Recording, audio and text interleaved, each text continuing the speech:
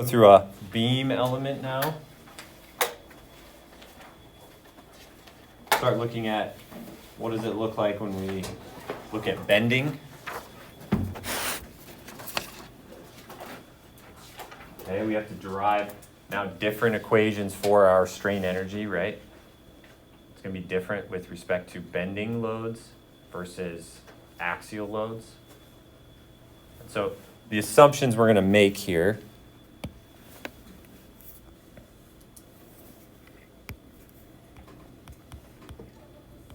that our bar has to be straight. Right? That'll do all sorts of weird shit, right, with respect to equilibrium, dimensions, how the strain behaves as we go from one point to the next. Okay, we're going to assume that our bar is straight, or beam, sorry, yeah. We're going to assume that it's linear elastic.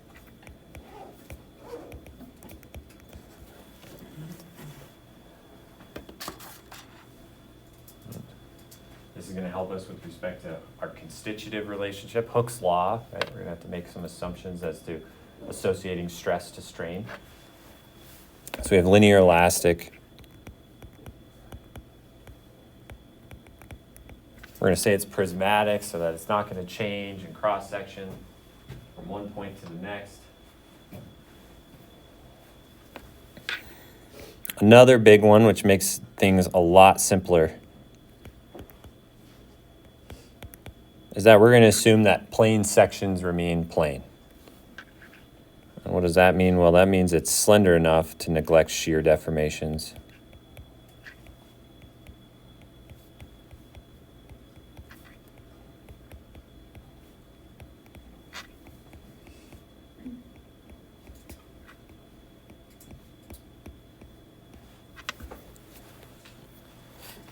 Right? When this bar, keep calling it bar, when this beam displaces, there's going to be no shear deformations, right? The thing's not going to shear. So if we looked at a bar and it displaced, right? If we looked at a plane, right, a bunch of vertical cuts through this bar, or sorry, beam, okay? These lines stay straight. They don't distort because we don't have shear deformations going on over the depth of our beam. I said it right that time, thank God. So our beam element would look something like this, right? Where we would have 2 degrees of freedom at each end, right? We have a displacement, we call this V1. We have a rotation, delta or theta 1. And then similarly on the other end, we have V2 and theta 2.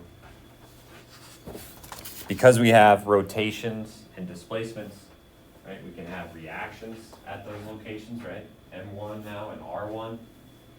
And then we're going to have an applied load that could act transversely to our beam axis, right? We're going to call that W sub x. This beam is going to have some sort of cross-sectional properties of modulus of elasticity, right? The mechanical properties or material properties. And then we're going to have some cross-sectional properties of our moment of inertia, right? EI. And it's going to be consistent across the length. Right? L. Like V1 and V2, how are they different from the reactions? Are they applied or? So V1 and V2 are displacements. Oh, those are displacements. Yep. V1 and V2 are displacements. So how is it supporting the beam? What's that? What are the support? Well, so then that's where you would impose boundary conditions after we get through and develop our like governing equation, right? That relates stiffness and displacements to forces. And at that point, then we would partition like we did, and like you guys did in the homework, right? Pulling out, or just setting to infinite if this was say fixed, right? Where our displacement, our rotation would be 0, or our displacement could be 0. So at this point, we can have any number of displacements at each end. You're not gonna take out any points for really clunky partitioning, are you? Yeah, it's just really If you like enter it in one thing at a time, Brandon? No, I won't. But you should think about it. I mean, come I on. hit a point where I was like, it's gonna work this way. It's but like you so can do much it- work to- It's just, I think to get it to where it could be, I was like, I could. It's so like easily 4 just- lines of code versus like 36 lines of No, code. it's like But like the amount of thinking. 8 that lines. goes Oh into it. my Yeah. god, The it's like least amount of thinking. exponential. It's like 8 lines of code versus like 16 lines of code. Oh, you know, I'm And so it's glad I know half your the brain limits. power. Is Aaron, I don't know numbers, your negative limits. sortings, eliminations. No, none of that. Wow. I'm not gonna take off points. If it works, it works. I used engineering. As brute force as it seems. Engineering judgment, not worth, or it's worth, It was not worth my time. it would be harder for me to brute force this than it would to just think about the approach of doing a for loop or something to get out what It you was need. only 2 members. I was like, this is an easy overlay. I'm not gonna overthink it. Yeah, but you can imagine if you had like 16 of Oh, those yeah. bar elements or beam elements, For them. you're gonna really need to step your game up. You just copy and paste those. Just use them. Oh my god, Brendan. Oh my god. Oh man, and then you have one error somewhere and you happen to plug one of those values into the wrong location. And then you gotta And you have copy no paste it all idea. again. Yes, until you validate it, and hopefully you have some reasonable things to validate it with, and hopefully you can figure that out, but. No, I'm not gonna, I might make fun of you, but. So in this case, okay, we have forces, we have displacements and rotations. Our degrees of freedom, V1, right, theta 1, V2, theta 2, 4, right, 4 degrees of freedom for this beam.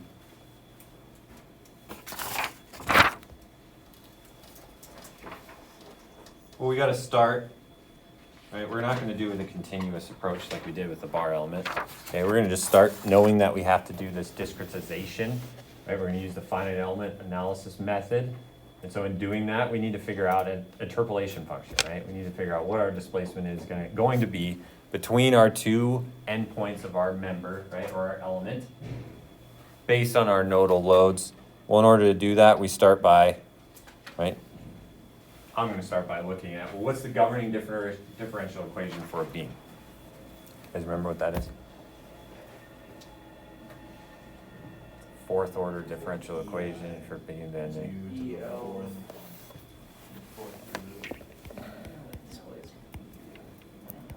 You don't know it, but you know it? What'd you say?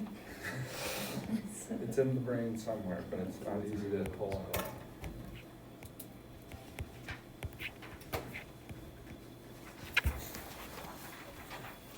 Or in this case, we could call it W sub x is really what our applied load is.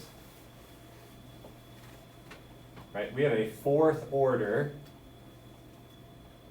differential equation that relates the displacements to our applied load of our beam, right? Take into account cross-sectional properties, material properties, right, EI. Well, in this case, we have 4 degrees of freedom. How many generalized degrees of freedom do we have? Nice. Whew, it's a tough one. We're breaking the ice here, okay? Now no one can hide behind a mask, so when you start talking, people can really judge you, all right? So we have 4 degrees of freedom, 4 generalized degrees of freedom. What would those generalized degrees of freedom look like? Well, again, we have our A0, A1, A2, A3, right? 4 A's, so we have 4 generalized degrees of freedom.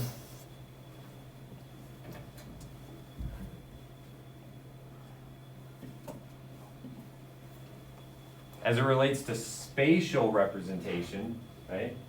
This bar element is aligned with one axis, right, x. If we wanted to know a location along any point along this beam, we really only have one spatial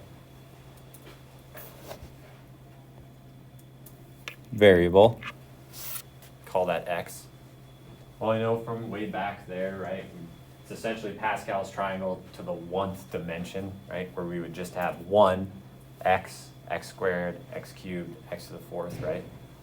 An equation that we went through with the linear bar element.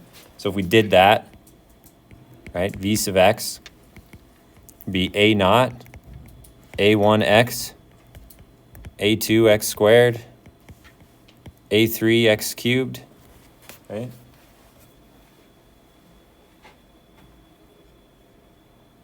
One spatial variable, x. We've got 4 degrees of freedom. We start with the lowest order terms first. We start with constant 1. We'll move ourselves up in the degrees of our polynomial here, right? X to the third, ending at x to the third. So this would be a cubic displacement function, right? Assumption. Does anyone see any issues with that displacement function and our governing differential equation for our group? One's cubed, one's to the fourth. Yeah, one's cubed and one's to the fourth. Okay. So really this displacement function is only technically valid when we have a 0 for our load, right? So if you took 0 and you integrated that 4 times, you'd end up with something that looks similar to this, right? A constant plus something in terms of x, something to x squared, and something to x to the cube. Right, so this is our displacement function. If x equals to 0,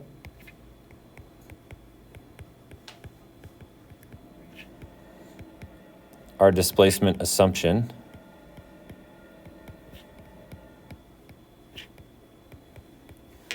will satisfy equilibrium.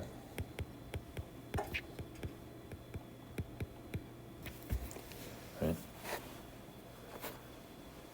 But we're not going to make that, we're not going to impose that on the beam, right? We're going to allow it to have a uniform load on it.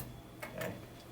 So really we're making this assumption that our displacement behaves as a cubic and not a 4th order polynomial. Okay. We're going to get very, very close though, based on doing that. Okay. So what does that mean if we have a cubic for our displacement function, right? Our rotations or slopes, right, is essentially the first derivative of displacement, right? If we took the first derivative, we get rid of a0 or a0, we get 2a2 to the first, 3a cubed, a to the third, x squared, right? Now this is our relationship for our interpolation, or what we're going to assume the rotations of our beam is as we move from one node to the next, right? Going through any value of x, starting at x equal to 0, right, at node 1, and then x equal to L at node 2.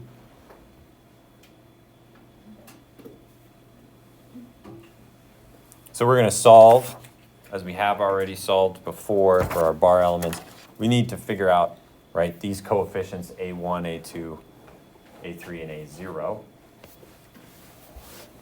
So we know that if we, in matrice form, we've got 1, x, x squared, x cubed, a0, a1, a2, and a3.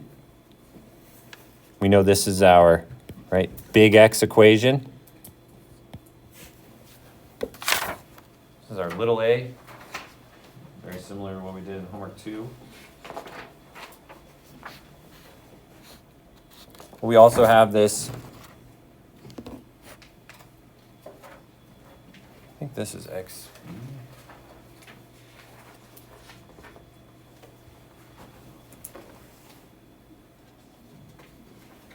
Yes, okay, so x. Well, now we have in our second equation, well, now we're going to have 0, 1, 2x, and 3x squared times a, right? Where now we're not going to have a0, we're going to have a1, a2, and a3. And then we're going to call this, right, this is x, I'm going to call it x of theta. Some big X or little X theta. This is big X.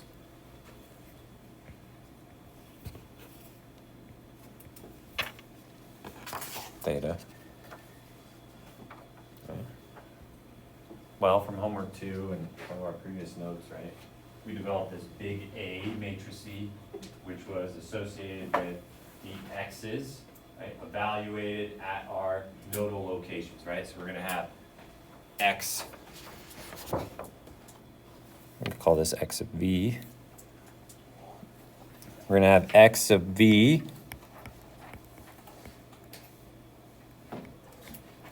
evaluated at x equals 0, right? It's essentially our x matrix E evaluated at our nodal location. All right, so this is x of v sub 0 means x, right, evaluated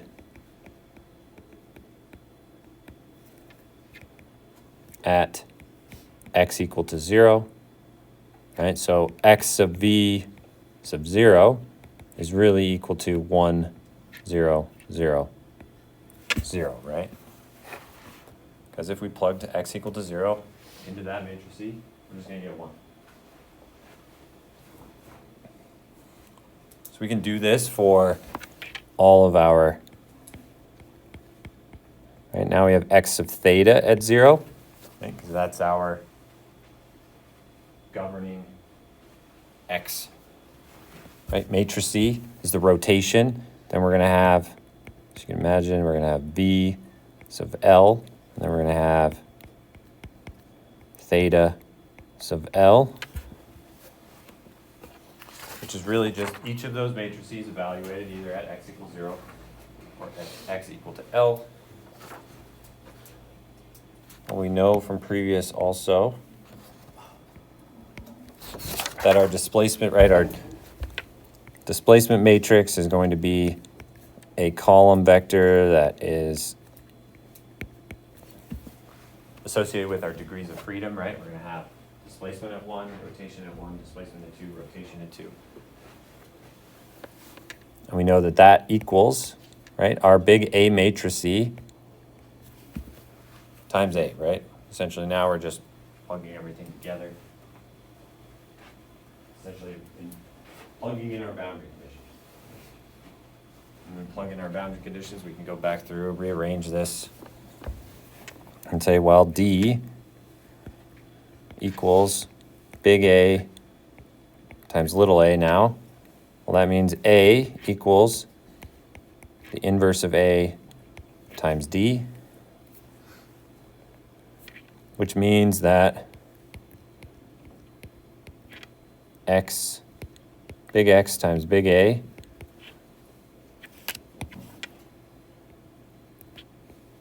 right, these are our shape functions, times D is our displacement.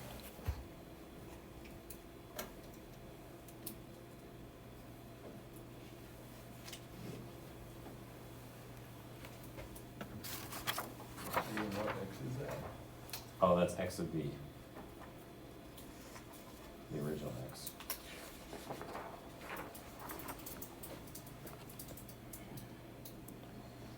So if we evaluate what the shape functions are, I just gave them to you, so you don't have to write all this down. We end up with our 4 shape functions. We have 4 degrees of freedom.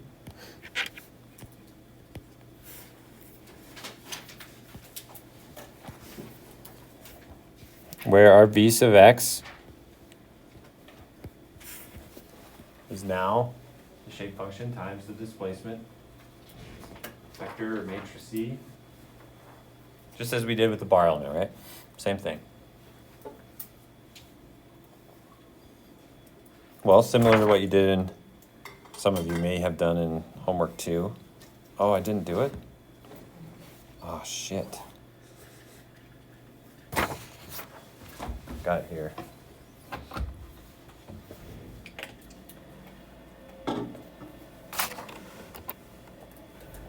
All this fancy technology here. How do I zoom out?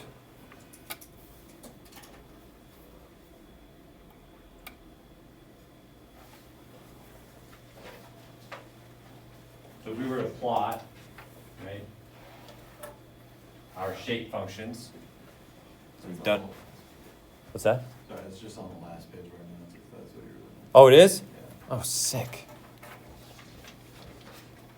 Thanks, Elias. What a team player.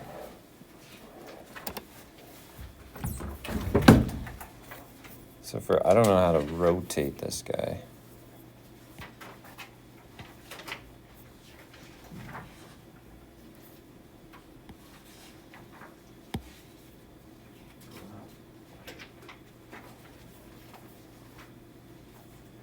I don't think you can.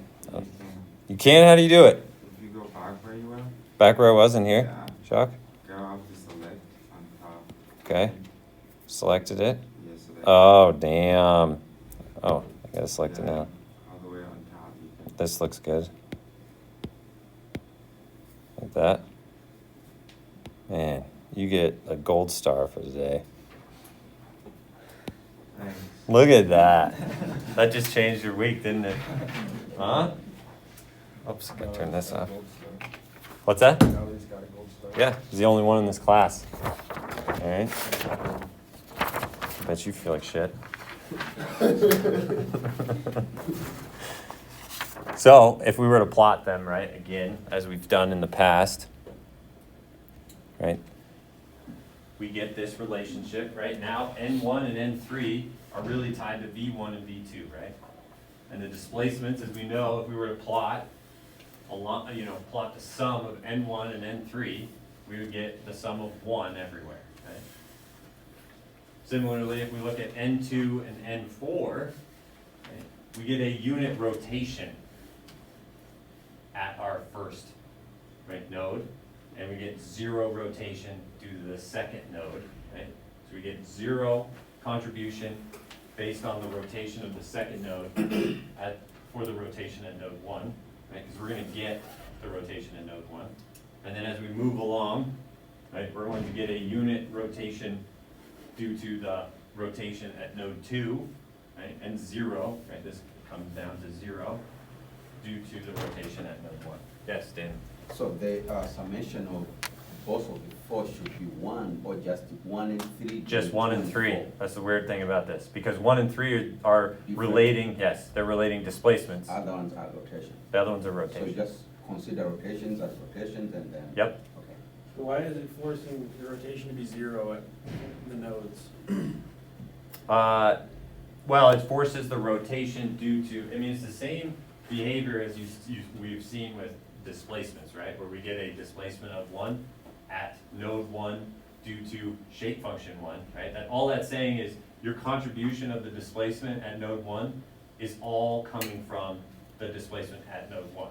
Right? It'd be 1 times node 1 versus the displacement at node 2. So why don't you have the same thing for Because- rotation? Why is there no What's that? contribution? Explain that for the rotation. So the rotations, as much as this doesn't seem like it's 1 unit of rotation, which is different, it's in radians, which is different than like a value of 1 magnitude of the displacement at node 1. So is it But like why the is it slope of zero? that line? But it's the same thing, So like it's the this- rotation of that line. Yeah. But why is it at 0, like on the axis? Oh, you're saying the Because line it's, is the because actual it, rotation? yes, because it's rotation Okay. of this line, not the Oh, for the- displacement for of the- this line. That just so Like you That's can the why it's plot at on the slope, zero. same Yeah, graph. it's the like this has a of the slope, line. right, of 1, where this has a slope of 0. And that's just so you can plot on the same graph? Yes. Yeah. And by that one, you mean that now the summation of those n These two will be 0 and? would be 1 everywhere. 1 or 0? Angles. It'd be 1, right? Because you're taking the contribution of your degree of freedom across the entire length, and that's going to equal to 1. Same as we do here, but just based on the graphing them on one graph, it's hard to see this. N2 is like the derivative Yes, of the of this. displacement graph. Well, not that actual function in general, but it's the derivative of the displacement along the length, right? Right. And that's why you don't sum all of them up, is because you're looking at displacement and rotations, which are separate.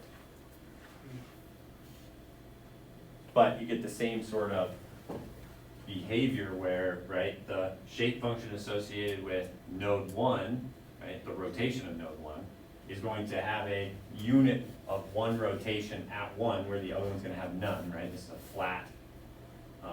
flat shape function. And then similarly, you go to the other side, now the shape function associated with the second node has that unit rotation where the first node doesn't, right? Which essentially is saying we have no contribution at node 2 from node 1 and vice versa. So then at like a third line's flat again, so node 1 has no contribution to the rotation Those- at one? No, it's, The y values that are plotted for those n2 and n4 functions are not No. the values of n2 No. and n4. But that's what I'm saying, so when the line goes up and flattens out, then the angle is 0, right? yeah, the angle's 0, but the magnitude of its displacement is not 0. So it's going to have a contribution, right? It's gonna have a rotation. It's a weird. This is like 0 rotation, it's fucked up, I shouldn't have put them all in the same graph, okay? Don't think about it. Yeah. Don't think- Perfect. So what Just is, do what's that. going on then at like a third? Of like a Doesn't third of the way over? What's going on at the third? A third of the way over for At the N2. third of the way over, like graphing it in terms of 0 to 1 in the x-axis and 0 to 1 in the y-axis, right? It's going to have a contribution, right, due to this shape function, right? And then it's going to rotate down to a unit rotation. But it's the fact that I plotted this versus like unit values versus rotations, right? If this was like the rotation at 1, then this guy, N2 would be at 1. And N4 would be at 0. And you get a very similar thing going on where like because it's 0 rotation and 0 magnitude, there's 0 contribution here. You might have 0 rotation, right, because the slope is 0, Yeah. but it has a magnitude in the y direction, so it has a contribution. Okay. Whew, man, those are really coming on strong. Oh shit, really? Yeah. Oh.